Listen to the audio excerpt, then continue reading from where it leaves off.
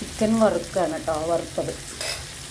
മസാല എല്ലാം പരത്തിയിട്ട് നമ്മൾ ഒരു ഗ്രാമ്പൂ, പട്ട, ഏലക്ക എല്ലാം ചേർത്തിട്ടുള്ള മസാല നന്നായി അരച്ചെടുത്തത്, മുളക് പൊടി, മഞ്ഞൾപ്പൊടി, കുരുമുളക് പൊടി ഇത്രയും ചേർത്തിട്ട് നന്നായിട്ട് ഒരു അരമണിക്കൂർ വെക്കുക. നമ്മൾ ഫ്രിഡ്ജിൽ വെച്ചാലും മതി, അല്ലെങ്കിൽ പുറത്ത് വെച്ചാലും കുഴപ്പമില്ല. എന്നിട്ട് ഇതെടുത്ത് വറുത്തെടുക്കാം. അപ്പോൾ നമ്മുടെ ചിക്കൻ വറുത്തത് അവിടെ റെഡി ആയിട്ടുണ്ട് കേട്ടോ. ഞാൻ അയ്യൻ്റെ മീഷോയിൽ നിന്ന് വാങ്ങിച്ചതാണ് കേട്ടോ ഇത്. എന്നിട്ട് ഞാൻ തന്നെ മയക്കിയത് ഞാൻ ലിങ്ക് ഇട്ടിട്ടുണ്ടായിരുന്നു.